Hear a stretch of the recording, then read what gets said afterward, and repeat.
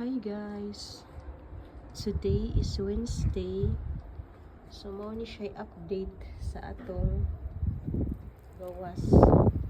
Nag snowflakes na naman.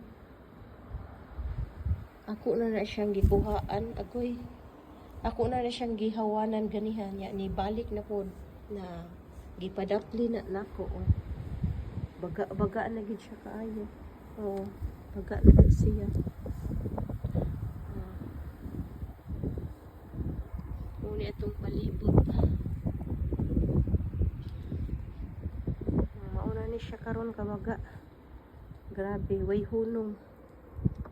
Murag ganahan pa kaani mo trabaho, uyan ani, baktas.